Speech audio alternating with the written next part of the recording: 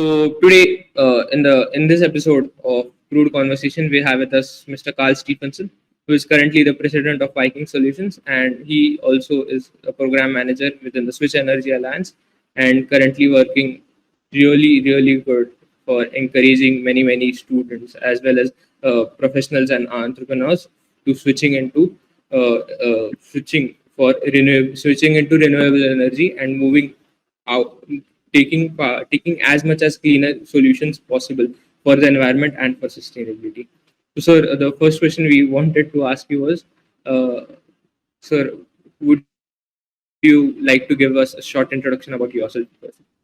Oh, sure, absolutely, and thank you for the opportunity to meet with you today.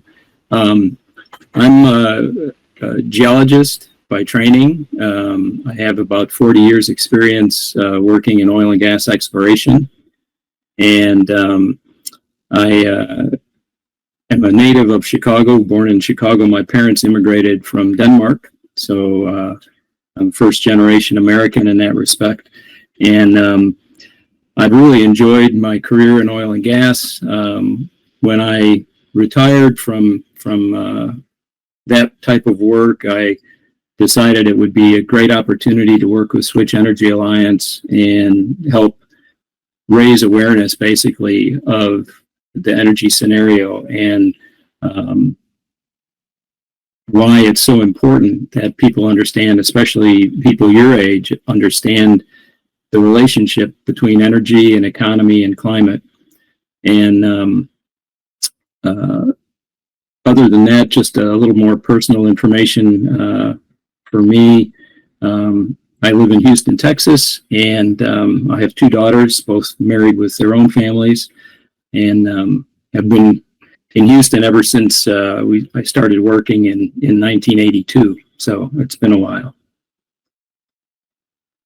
Yes, sir. Thank you for the brief introduction, sir. So, as we are conducting this podcast through SPE, that is Society of Petroleum Engineers, IIT ISM student chapter, the first question I would like to ask is, what do you think, like, how much technical knowledge do geologists and petroleum engineers share in petroleum exploration and into their day-to-day lives? Well, I think there's a lot of overlap between the two. I certainly, when you're talking about exploration and production, it's really important to work in teams where you have the contribution from both the geoscientists and the engineers. And I've been very fortunate myself in having some very good working relationships between other engineers of all types, reservoir engineers, drilling engineers, etc., completions engineers.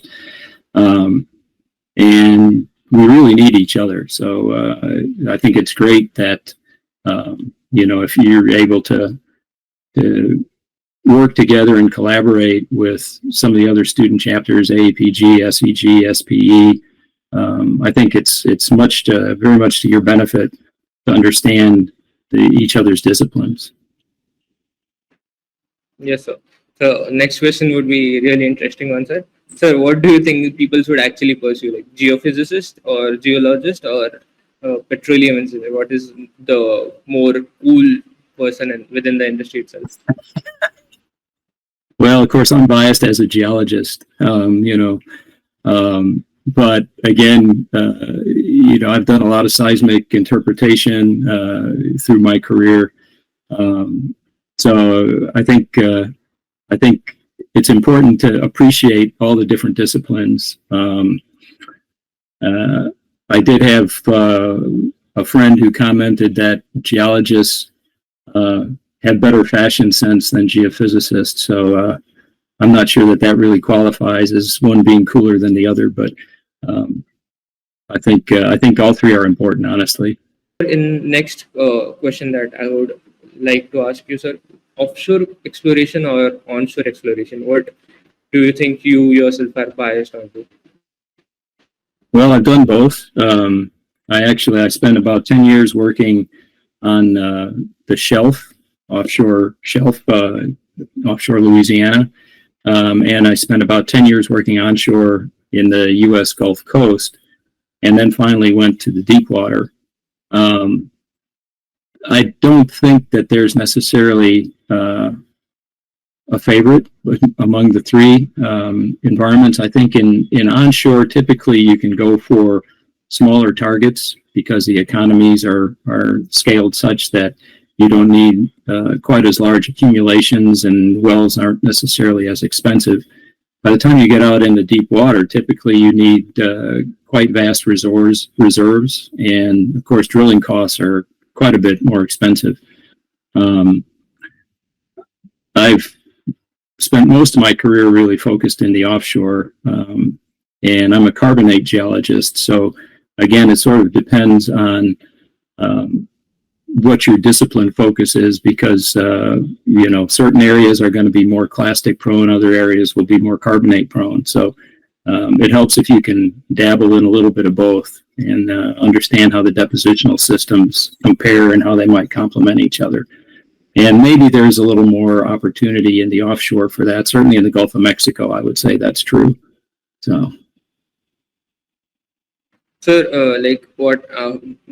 till now we haven't gotten so much of offshore experience. So Dhanbad does not have a coast yet.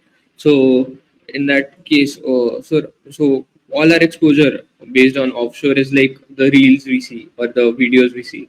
So in that, always the ships are sinking or almost sinking, and so water is getting into water going outside. And besides that, the oil is the big chains where we drop the cake and the drill string export. So it is like even like seeing it gives us thrills and chills at the same time. So how was your experience? Like all those things shown in the reel, are they really true? Well, yeah, fortunately, things were never very exciting when I was out on the rigs. We used to have a rotational system where we would go out to the rigs, whether it was onshore or offshore, during logging runs or coring runs, to monitor the operations. And to me, that was always very interesting, because when you actually get to see the operations and see how wells are drilled, I think it's really a valuable experience. I was working at BP when the Deepwater Horizon rig exploded, and sadly 11 people lost their lives in that incident. I was not involved in any of that part of the project, but it had a huge impact on the company and on the industry. And, when things like that happen, and there's been accidents in the North Sea and elsewhere, it really kind of resets things, and it reminds everybody that we are in an industry that can be dangerous at times. And so safety, of course, is a paramount concern across the board, regardless of where you're working, whether it's onshore or offshore or anything like that. But it's cognizant. We all need to be cognizant of the fact that we share a responsibility in being aware of safety factors and making sure that if there are concerns, that people are aware of it. And we used to say at BP that everybody had the right to say stop. So I think that's an important thing to remember about any activities that you do. Yes, sir. Totally, sir. I feel there's something that we have to take care a lot about safety. Sir, I would like to ask you, what was your first exposure to the field of geology and earth sciences? Well,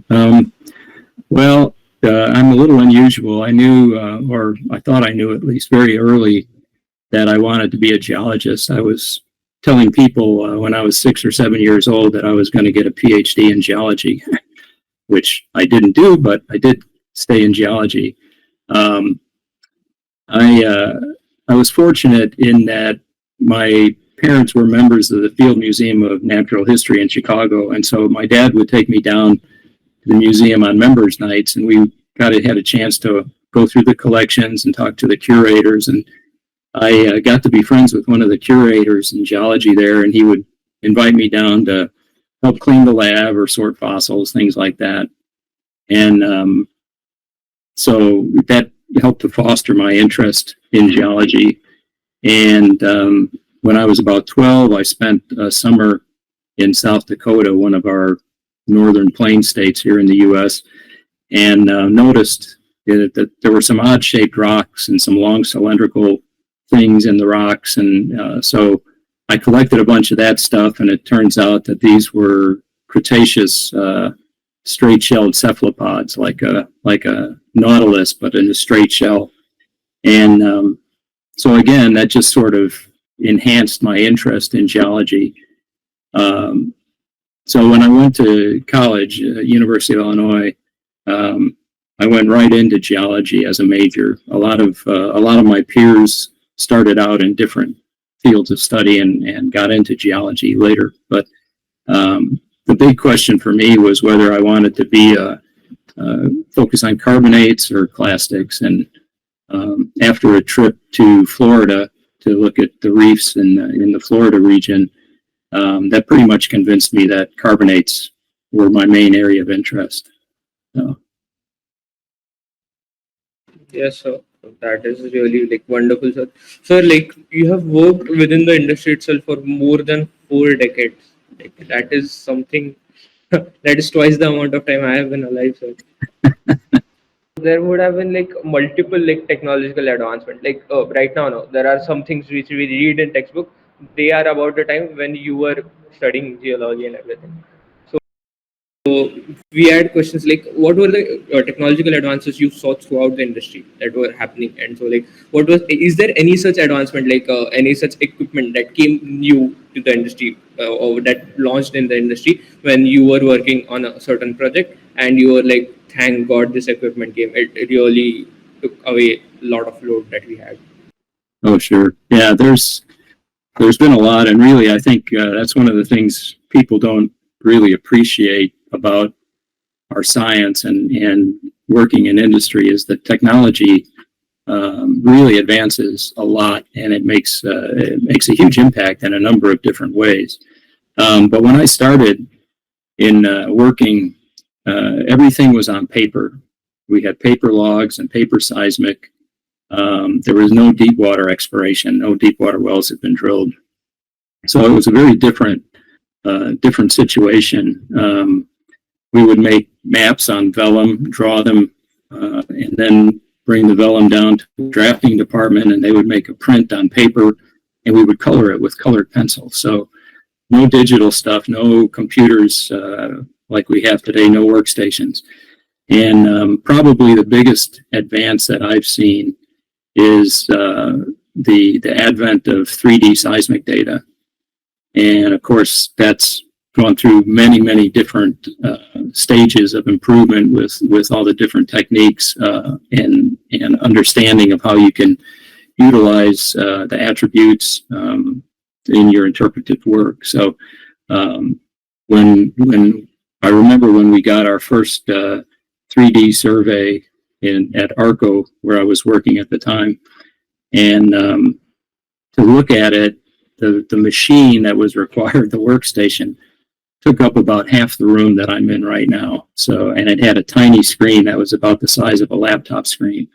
So things, you can compare that to what you're working with today, and you can see that it's quite different. And I think that that's really been the biggest advance that I've seen. Of course, there's been a lot of improvements in understanding fluids, both fluid characteristics and fluid dynamics, as well as understanding basin modeling techniques and theory.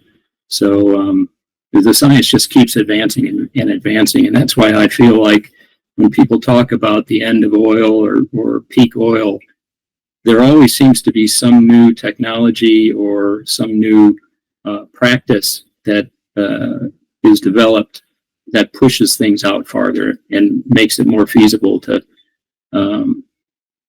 continue developing and exploring for resources, whether it's oil and gas or helium or any of that. You know, when I started working, the deepest wells that we were drilling offshore was in water depths of maybe 600 feet.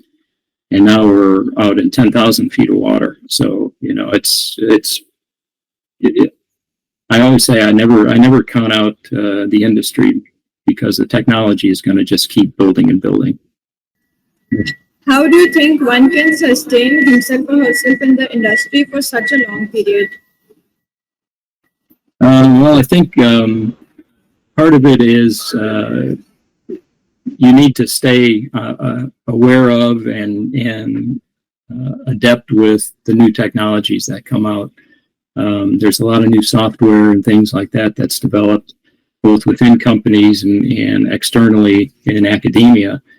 And, you never know in many cases how effective some of that may be, but staying aware of new developments, new theories, new ideas, I think is really critical. Another thing that I think is really important is networking.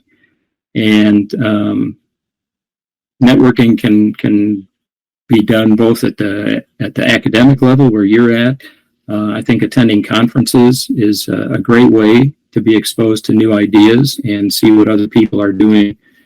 And it's a good way to learn as well when you're networking, talking to people, older people like myself. You can learn from other people's experiences and things like that. So I think it's really valuable. Networking and staying on top of technology and new developments, new theories and concepts is the best way. And then hard work. I was never one to really lean into getting into managerial roles. I was always more interested in the technical work. But I think as long as you're able to do good work and provide results as needed and establish a track record like that, I think that goes a long way in staying active in the industry and having some longevity. Sir, yes, sir. What you said was really true, sir. And sir, I'd like to make a remark, sir. Sir, that even though you said you say that you are old, but sir, we do not feel at any point that you are as old, because you really, your spirit and all your confidence and everything oozes out and actually gives us energy for performing better, sir. Sir, next, like right now we are in our academic year, sir. So was there when you were in college and you were studying within your university, was there any such subject, sir, that you always thought or hated, or like thought that why the hell am I studying this? Why do I have to follow this? Well, yeah, it's funny. I could never really understand calculus, why we needed to learn so much calculus. And to be perfectly honest, I haven't used it that much directly. I mean, I'm sure some of the software and programs that we used had a lot of calculus in the background. But I think, again, it depends. Everybody has a talent or a focus. And when it came to the geology courses, there wasn't any part of geology that I didn't particularly like. And I did not take very much engineering along the way, so I can't speak so much to the engineering side of things. But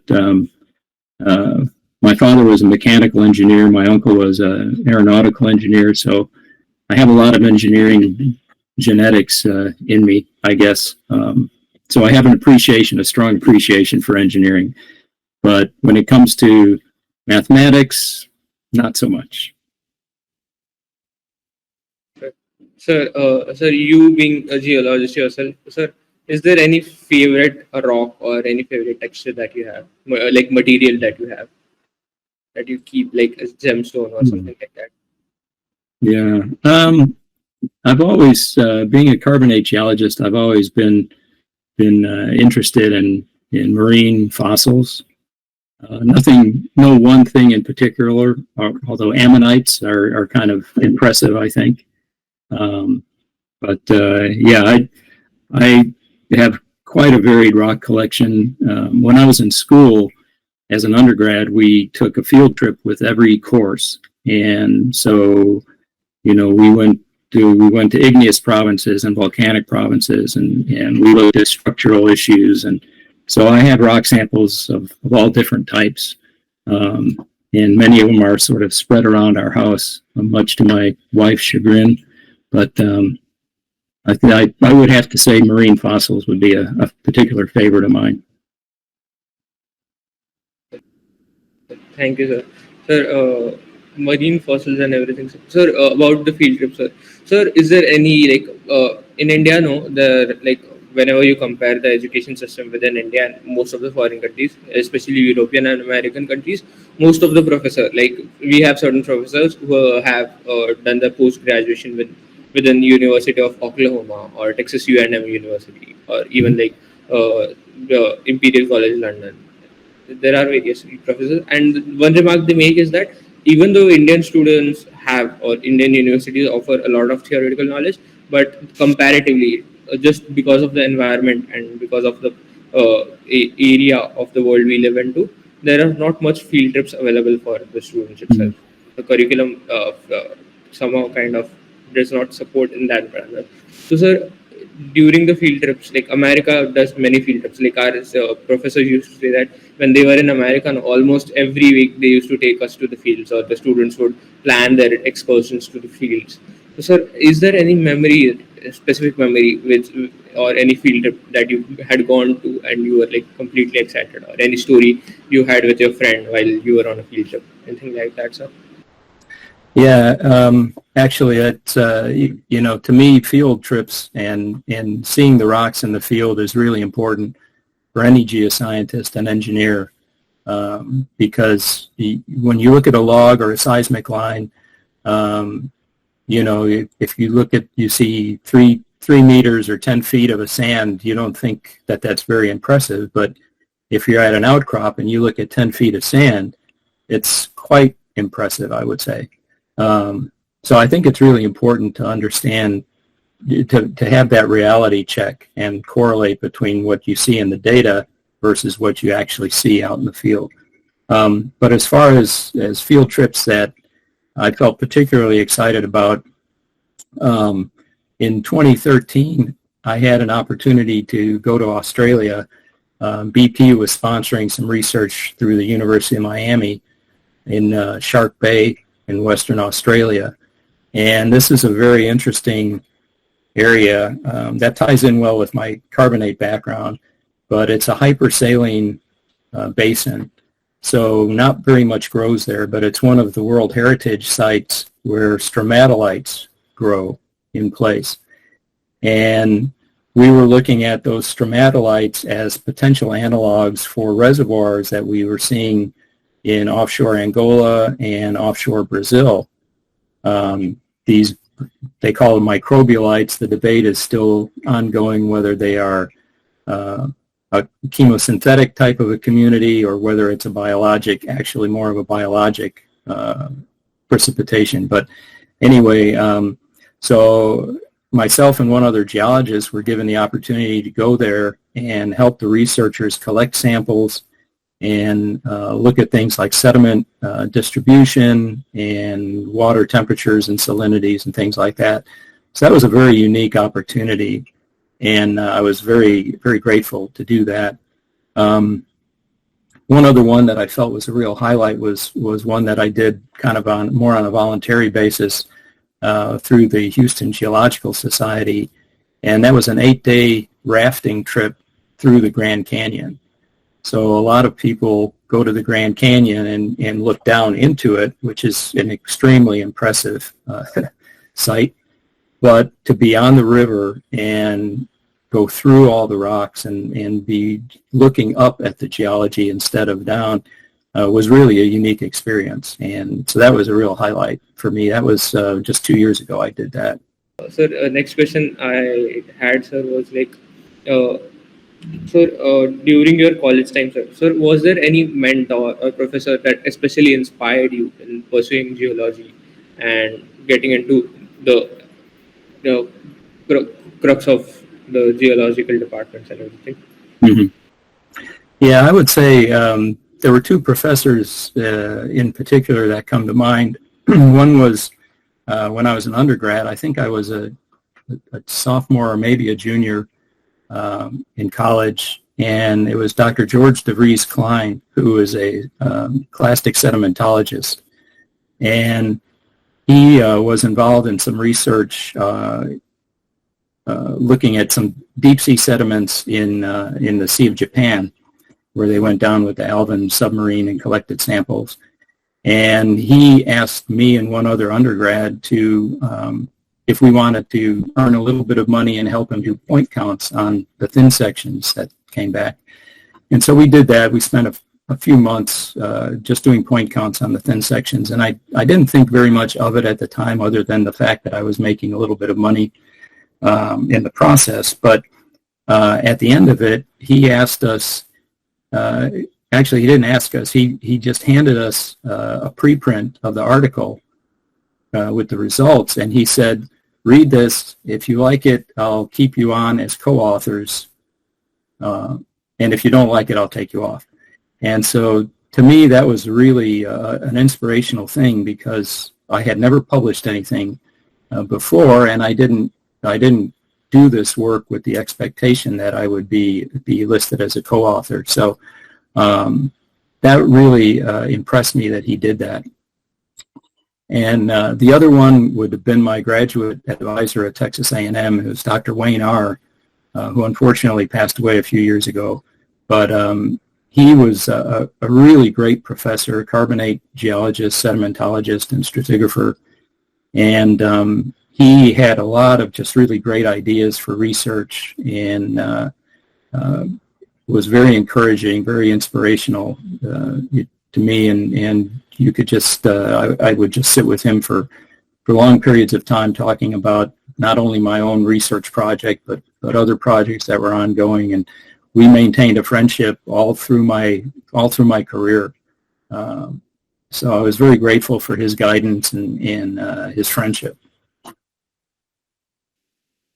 So next question that I would ask is, sir, like in today's world especially, and even in your time, there were many people like Bill Gates or many other people, as well as like Mark Zuckerberg.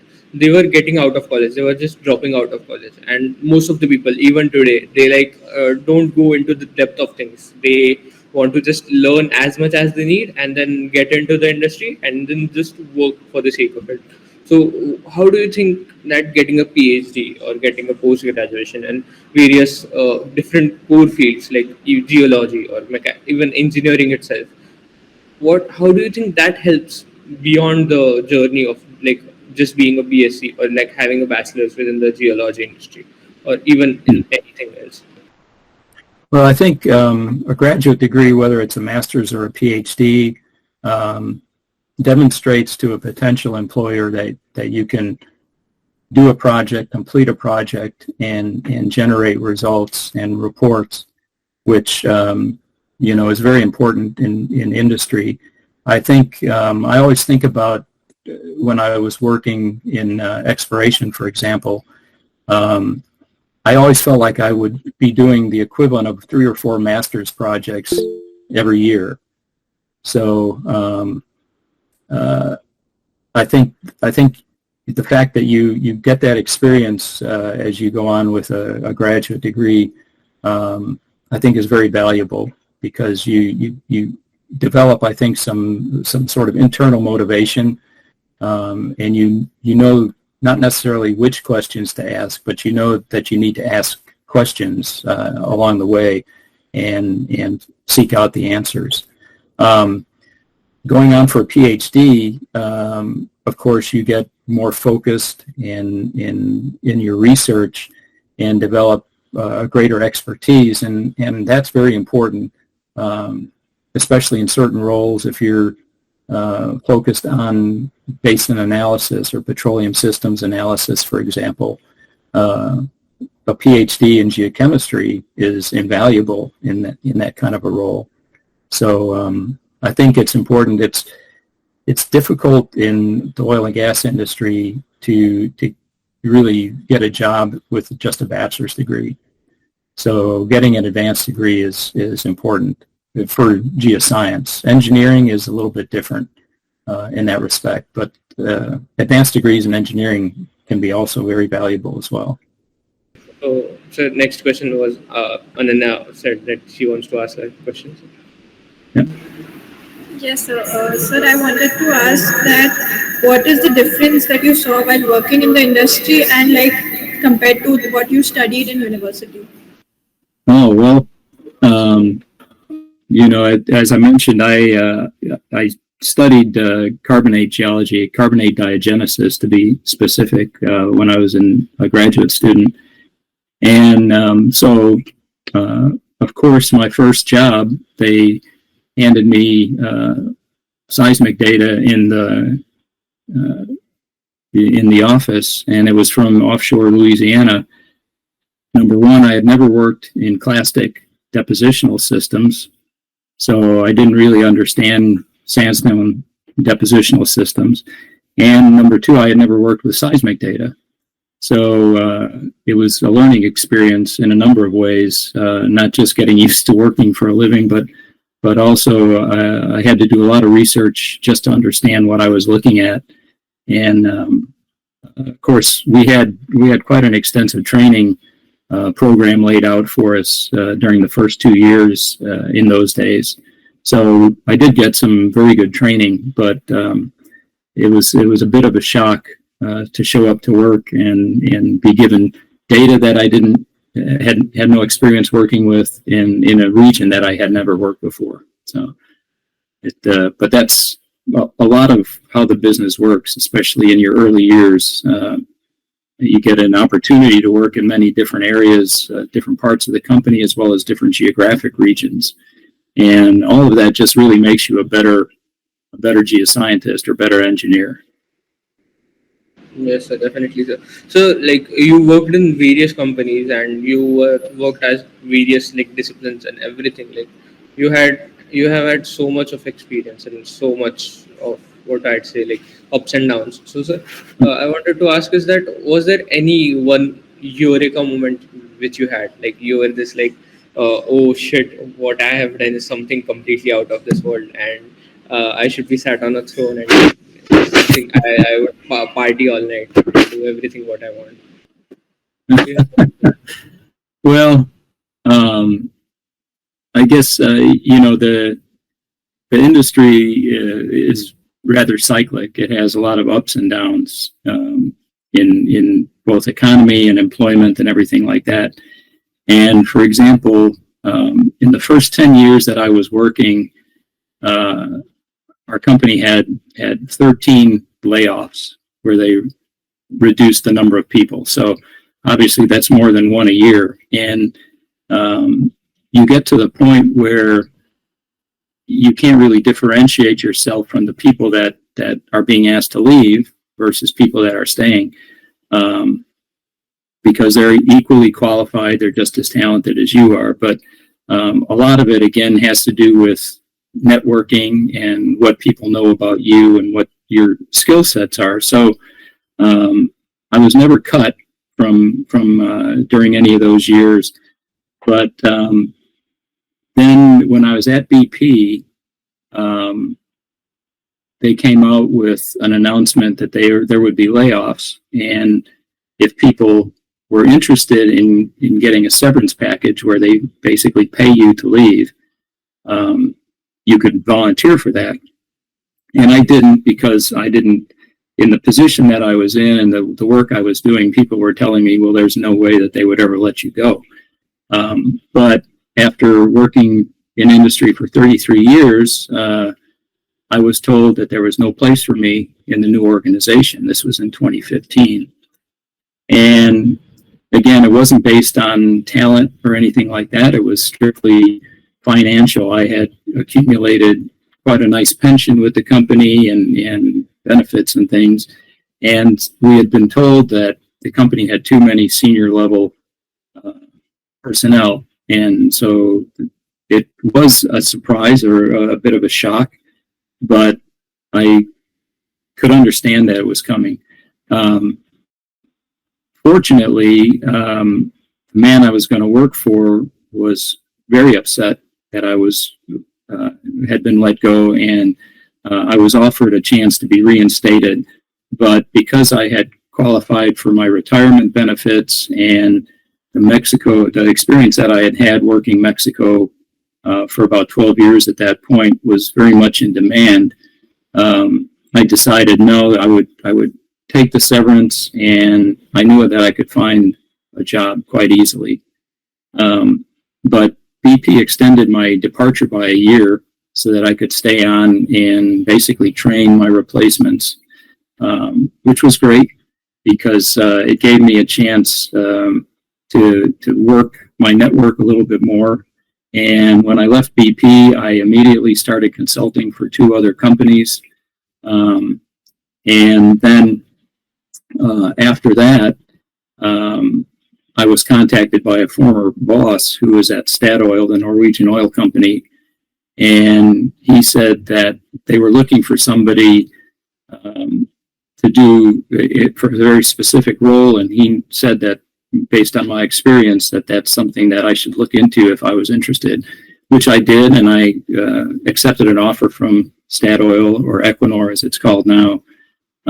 So, even though you go through these periods where there's uncertainty and perhaps a little bit of fear for the future, I think as long as you have a good network, people and people know of you, and you keep your skills up and you have a track record of good performance, I think that can go a long way in providing opportunities for you, even when you're not looking for them. So, but that was kind of a significant moment in my life, which actually it turned out great. After working for Equinor for 3 years or 3.5 years, that they also offered a voluntary severance, which this time I took it.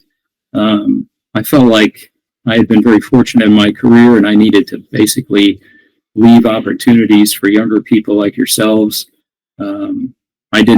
In other words, I didn't really need to work per se, and it gave me the opportunity then to join Switch and give it back, to the profession and to the energy industry, to help people understand energy poverty and how important energy is in our world today. Yes, so it is really. We are really thankful for your valuable insights that you shared. Sir, another question I had was you worked in so many different geological aspects, right from Gulf of Mexico. Then you also worked within right now you're situated in status. Then in Equinor, which is a Norwegian company, you worked in Norway. Norway is completely under ice, and there are in Norway especially the day itself is too short. The night lasts 24 hours for some time and everything like that. So, sir, what do you You might have also when you were working in companies, you get to visit many different places and locations, and you get to see how the workings there are.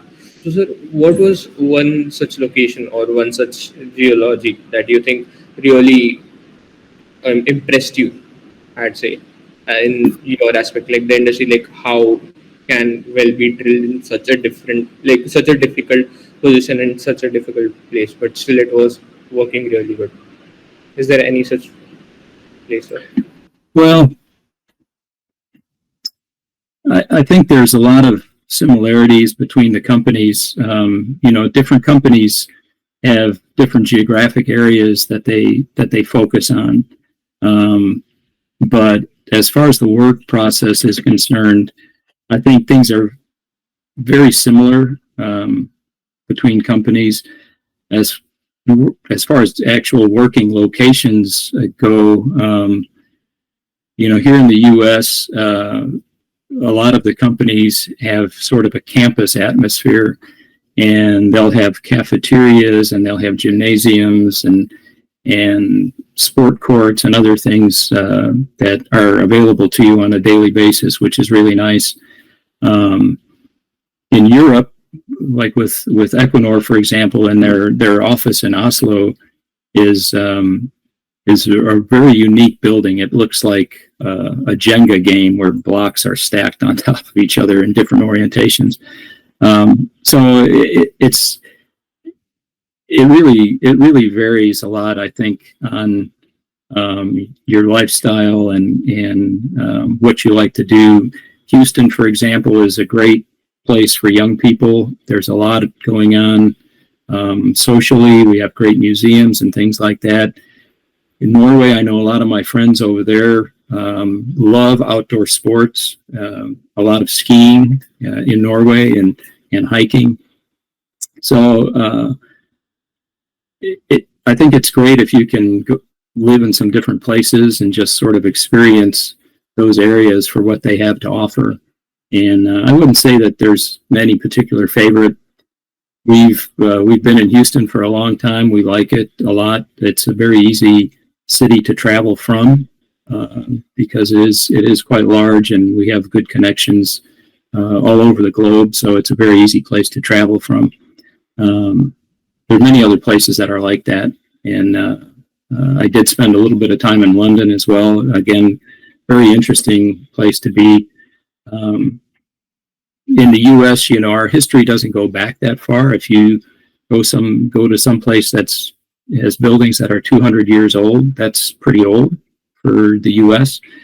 When you're in Europe, you go back several centuries or even farther. So culturally, there's a lot to see around the world, and I would say advise people to take advantage of that if you have the chance. Yes, sir, absolutely. Sir, as we know, the world is moving towards sustainable energy. I would like to ask, in your opinion, what is the best possible way for a smooth energy transition? I think first and foremost, we need to stop putting dates on things. We hear a lot about their goals for net zero by 2030 or 2035 and things like that. And as you're probably aware yourselves, depending on where you are, conditions are very different as far as what resources are available, what energy sources are available. And, that's one of the things that we try to stress with the case competition is the fact that there's not one solution that can be applied everywhere. So I think we just can't expect that the world is going to adhere to the same targets everywhere, whether it's date or net zero goals or energy electrification goals. At the talk yesterday that Dr. Tinker gave here in Houston, there was a lot of interest in nuclear energy. And I think as an energy source, I really do feel that nuclear will become more and more a part of our energy solutions. I don't really see oil and natural gas going away. Coal is declining in most parts of the world. But oil and gas, I think, will be around for quite a while. Oil or natural gas is a great replacement for coal, and I think we'll continue to see natural gas replacing coal in a global sense. But, petroleum itself, liquid petroleum, is used for many, many things other than fuel or energy. So all of the different products that we have for our automobiles and our laptops and daily life in general, much of it is derived from petroleum products.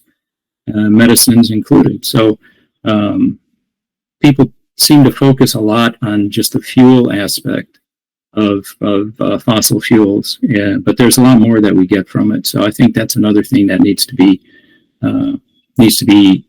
taken into consideration.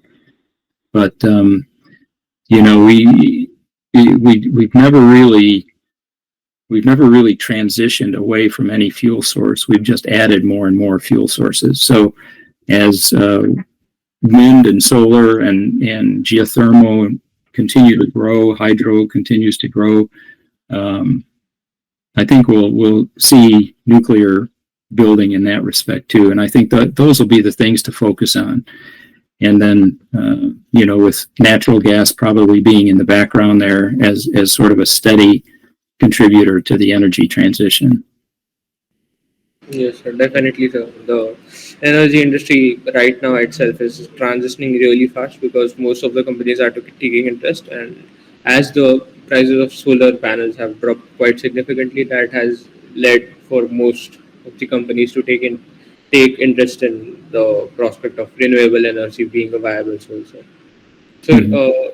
within America itself, like how do you think the energy infrastructure is switching? Because America is like in the amounts of energy, like at certain time, America was the topmost pollution creator. Like in terms of air pollution, America and China were topmost creating air pollution. But right now, like even Tesla created their own sunroof, and many companies are switching on. So, how do you think that energy infrastructure within the America itself has changed and has transitioned to renewable energy options? Yeah. Well, I mean, solar and wind continue to grow here in the U.S. Um, there's increasing interest in geothermal. There's quite a big push for geothermal. And the thing about geothermal is it can be very expensive with respect to residential application.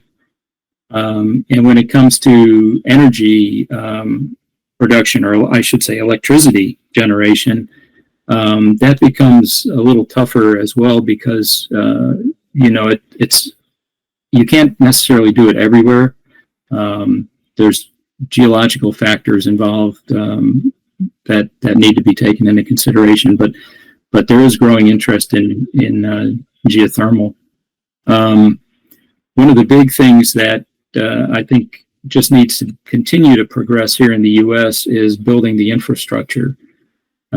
Because, for example, with electric vehicles, you have to really plan any of your trips outside of urban areas to make sure that you can get to charging stations as needed and things like that. Now, I talked to a gentleman last night who went from Houston to Vancouver, Canada, in an EV, and it worked great. But again, it takes a lot of planning at this stage. So I think they need to continue to grow the grid for electrification for the EVs.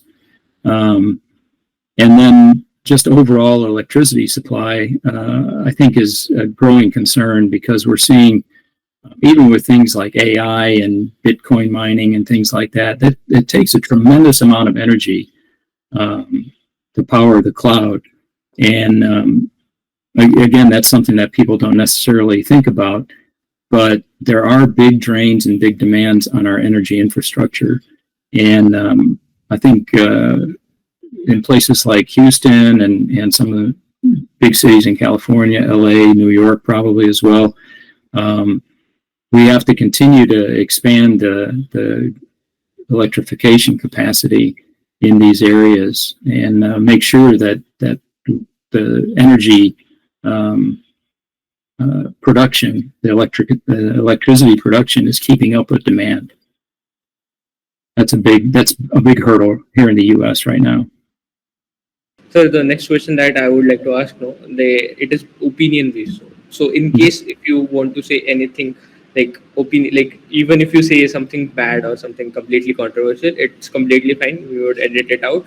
So just give us your honest opinion on this. So what how do you view different companies?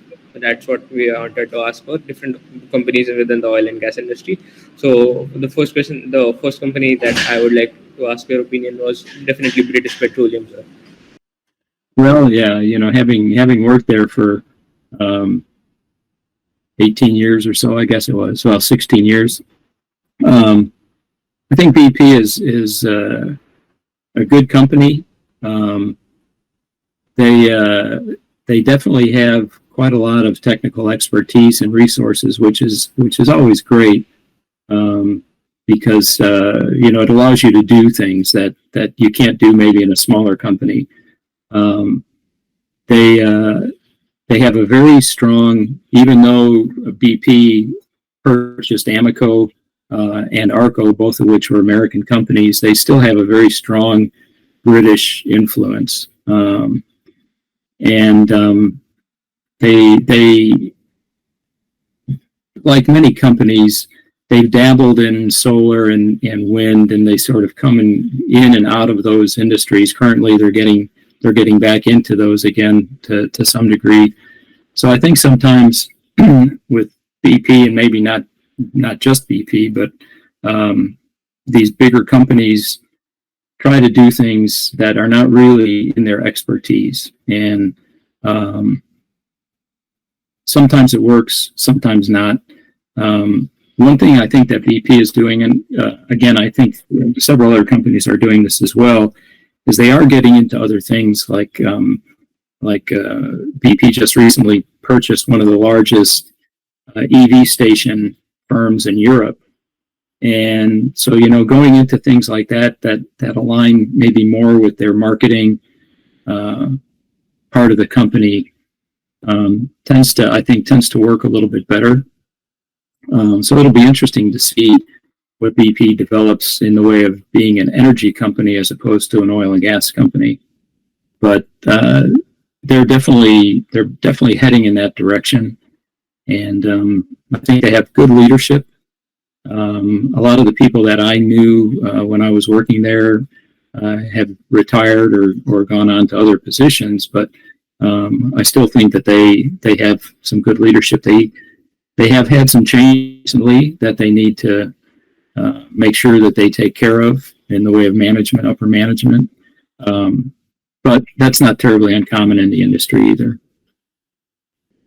Yes, sir, definitely. So next company I would like to ask your opinion on would be one of the largest company in oil and gas industry in today's market. That would be Saudi Aramco, sir. Saudi Aramco. Yeah. I don't know that much about them, to be perfectly honest. I know they're very active globally. I've had several friends that have worked with them and really enjoyed working with them. I think it would be a very dynamic place to work because they are a very active company, both in Saudi Arabia and around the world. And I know that they do quite a lot of hiring. Anytime I see their presence at conferences or things, it seems like they're always ready to interview and hire people. So I think it could be a very good place to work, especially at the start of your career, perhaps. I think people get a lot of really good experience there. Sir, next question I'd like to ask you is, if in case you were placed in, you were in place of us, you were graduating, just thinking about, just studying geology and over of your age, and what would be your ideal company if you were a graduate student in 2024? Oh boy. As you mean a company name in specifics, or? Sir, specific would be better, sir. We need some guidance as well from our side. Well, so let me preface this by saying that one of the issues here in the U.S. is around visa opportunities, and I know in most companies, if you have a PhD, it's generally easier to get a visa for working because you can identify a specific need or a specific skill set that you can't necessarily find here in the U.S. With a master's degree, I think it's a little tougher, but that doesn't mean that you couldn't come here to work. It would impact how long you could be here. So I think working for a company that has an international presence, different offices in different countries, so that you have the flexibility to move to different locations is always a good thing, both with respect to this visa issue, but also because when you go to these different countries, obviously you'd be working different geographic areas, working with different teams. There's different work styles that are kind of culturally specific, and it just helps broaden your perspective and opens you up to other opportunities that you might not consider. As I mentioned, I was a carbonate geologist and then working clastics, siliciclastic regions. And when I got to BP, I spent 3 years or so working as a petroleum systems analyst. So studying hydrocarbon generation and migration, and looking at migration pathways and trying to understand things basically from a fluid perspective, where accumulations might occur, and then looking at the results of tests and things to understand how mature was the oil, and was it biogenic or was it thermogenic, and things like that. Gave me a really good perspective. So working in a company where you have the opportunity to try different roles as well, I think is really important for your growth as a professional, and makes you a better geoscientist. I feel like I understand how the oil moves and how it charges a trap, maybe better than some, just because I've been in that role where I had to think that way. So I think opportunities, having variability in your opportunities is a really critical thing, especially as a young professional. Okay, sir. Sir, Shubham, my teammate was here. He was also part of Team Outcast, sir. Mm-hmm. Sir, he is present here, sir. Sir, he also wanted to ask you something about Switch International Case Competition, sir. Oh, sure. Hello, Hi, sir. Shubham. Hi. It's nice to meet you after a long time, sir. Yes. Sir, I want to ask a question which is related to the competition we participated in. Mm-hmm. Our journey for preparation of Switch Energy International Case Competition was genuinely exciting and thrilling experience for us. For about a month, everyone from our team was genuinely working day and night, creating this strategy, and the next day themselves opposing it and coming up with something completely new. Right from the beginning to the end, the efforts were put in the wild. It taught us so much. For that, we are truly grateful to you and the entire team working on it. How is your experience working on such a wonderful project and managing so many teams, judges, and creating the case packet and deciding the flow of competition?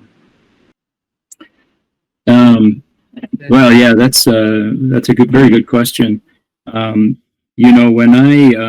I came to Switch, I was brought on in 2022, and that was my first real exposure to the competition. And the people who had run it before were no longer at Switch. I did have some notes, but I didn't really have a lot of guidance on what to do or how to do it.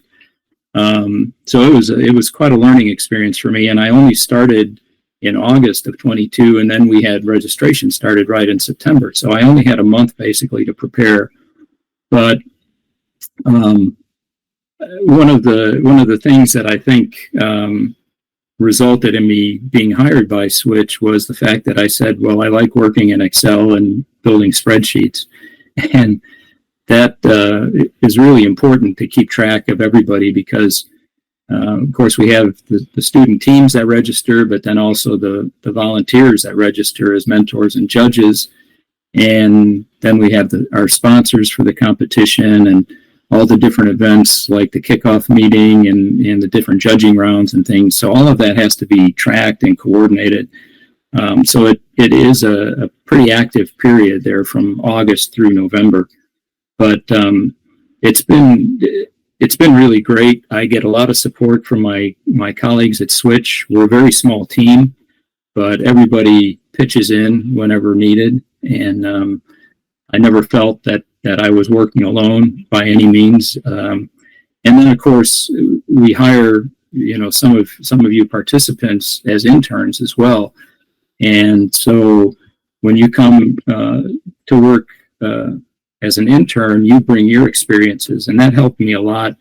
In my first year, especially, I had two gentlemen who you might know, Anurag and Ayush. Yes, both of them are in our college itself. Sir, they are currently in their super final year, which is the 5th year of their semester, and they will soon end. And we do get genuinely in contact with them. Yeah. No, that's great, and I stay in touch with them as well. But so they help me a lot as well, and we try to have the interns as involved as much as possible.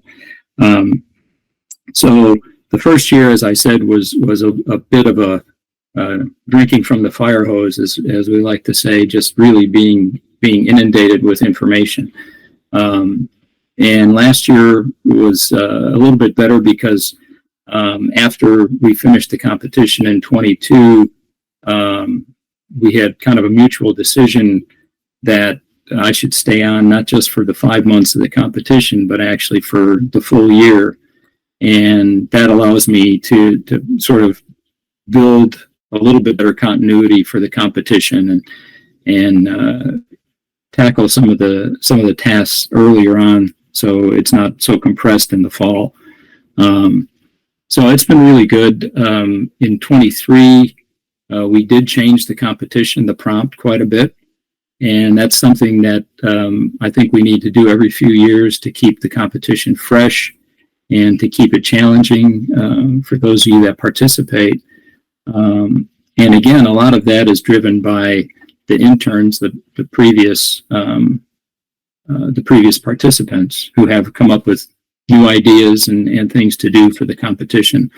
The other thing that has been really interesting and rewarding for me has been the fact that Dr. Tinker himself is very interested and involved, and he likes to encourage us to try new things. And so, of course, we're always trying to grow the participation for the competition, get more students involved, more countries involved, more universities involved.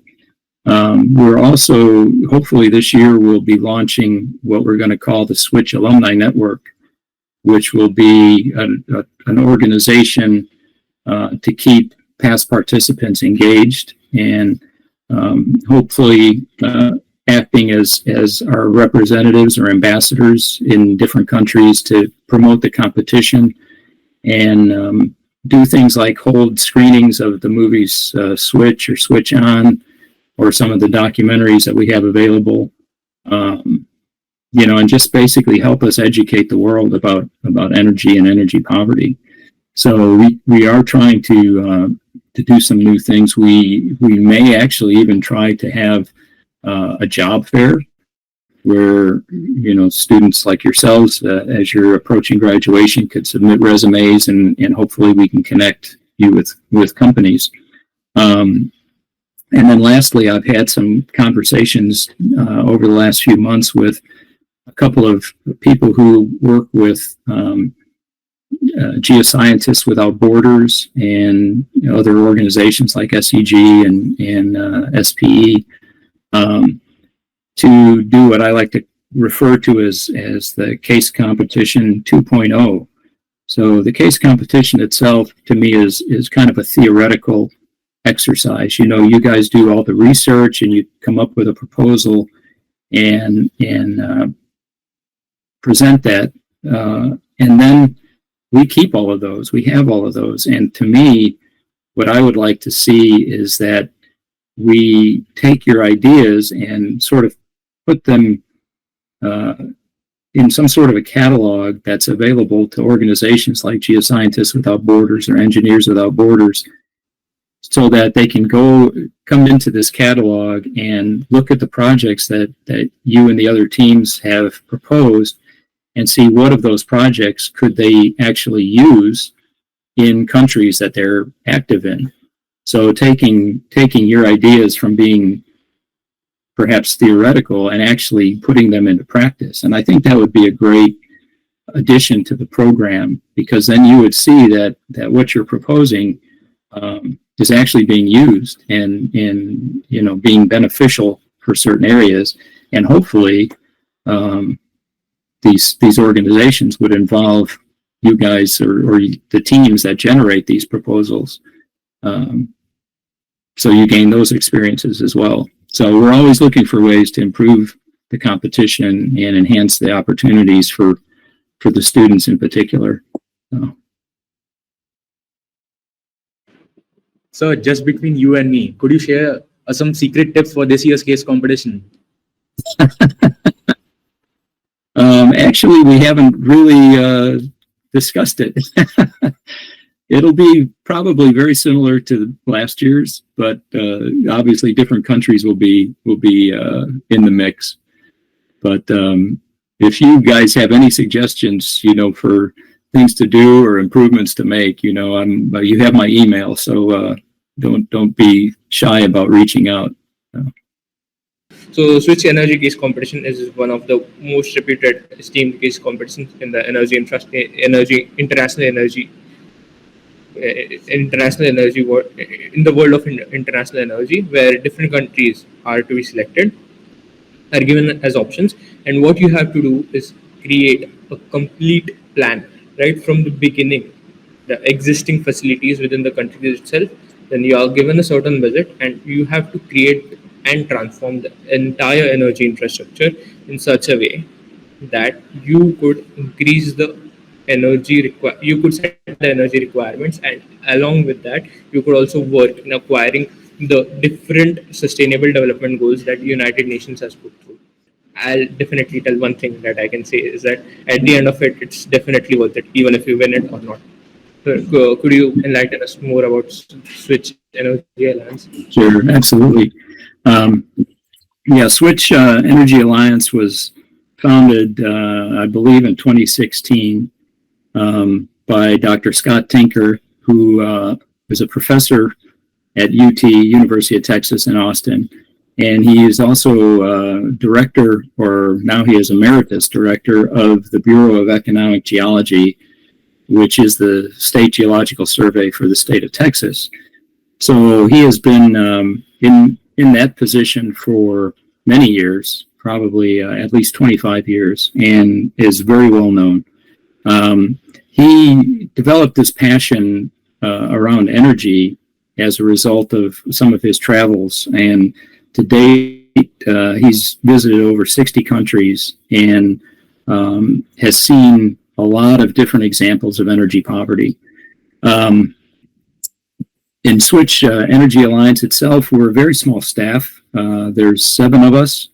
We have an executive director. We have a person who's over educational efforts outside of the Switch competition. We have somebody who handles our marketing and communications, and we have an operations manager. And we all work very closely together. We meet every Monday morning and just give updates on the different programs. The Switch is sort of founded around the idea of providing energy education for people. And we like to say we focus on powering people and protecting the environment, or the planet in general. And it really is fundamental to what we do. The other thing that we are very passionate about is the fact that we want to maintain a perspective that is totally unbiased and nonpartisan. So we don't express any particular preferences or interests in any particular energy source or political orientations or anything like that, because we want to maintain the objectivity so people know that they can come to us and trust the information that we provide. Switch has basically 4 main areas of focus, or pillars as we like to call them. First and foremost is our K through 12 educational program, Switch Classroom, which basically would cover ages 6 up through high school or pre-college. And this has been a very expansive and successful program, gaining some international recognition now. And it's a program in which teachers and students can register, and they can access modules on all different topics, different energy sources, different climate sources, different policy issues, and there are activities associated with them, and discussion guides and things like that. So teachers can pull these modules into their classrooms and incorporate that into their teaching curriculum. And that's, as I said, been very successful and continues to grow. And then we have the case competition, which I run, which is the university level educational effort. In the competition, we really focus on energy poverty. So that's the main goal, is helping people to understand energy poverty and what it takes to provide access to reliable and affordable energy in different places in the world. The third part is general education. And that would incorporate things like our documentary Switch and Switch On. We have quite a lot of video shorts out there on very specific topics. We have a series that's available on public television here in the U.S., and I think you can stream it from our website, I believe. But that's called Energy Switch, and on that on those episodes, they're each 20 to 25 minutes long, and Dr. Tinker moderates a discussion between two experts in a given field. They might be talking about coal, or they might be talking about EV batteries, or and very specific topics. And they don't really necessarily have opposing viewpoints on these topics, but they have different viewpoints. So it's a very interesting conversation back and forth between the two, where Dr. Tinker will be asking them questions or making statements and then getting feedback from the two guests. And they have very impressive guests on the show. We've had government officials, people who have been secretaries of energy, authors, all kinds of a very broad range of people that appear on that show. So it makes for some very interesting conversations. And then the fourth part of Switch is what we're going to call the Switch Academy. And this is another new effort that's currently in development, but it's going to focus on professional education. So courses or classes that will be offered to companies and different organizations to bring all of their people up to kind of a common level of knowledge about energy and climate. So those are the four aspects of Switch Energy Alliance. And we get most of our sponsorship, well, it comes from a variety of sources. Microsoft is a big sponsor.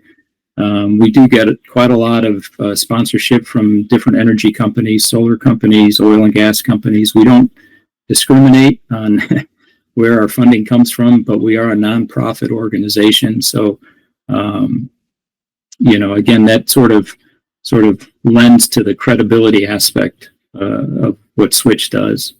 And I personally, I've been very found it very rewarding to work there. I feel that we're making a positive impact, hopefully, at least. And I'm very proud of the efforts that we have going forward, certainly. Definitely, sir. You are making, sir, great strides within the energy industry itself, and sir, many of the young generation is getting much interested due to the case competitions and various knowledge provided to Switch Energy Alliance. So unfortunately, sir, as time goes by, we have to make a restriction and somehow end the podcast, even though we don't feel like it. So, sir, as the podcast comes towards the end, sir, I would like to ask your views or your feedback on how today's podcast was.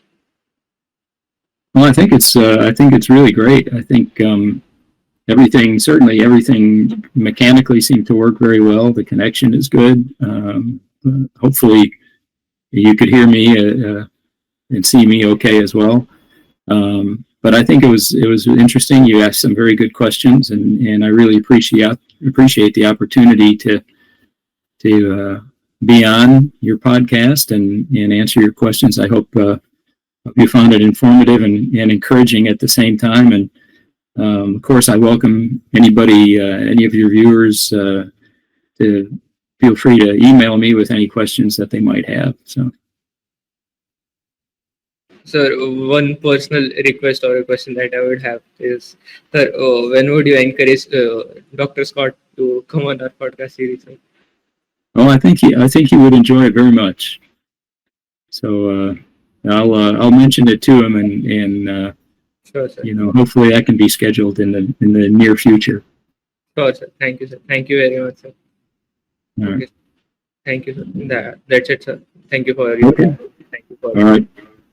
Well, thank you very much, and I hope to see many of you registering for the competition in September. Yes, sir. Definitely, sir. All right.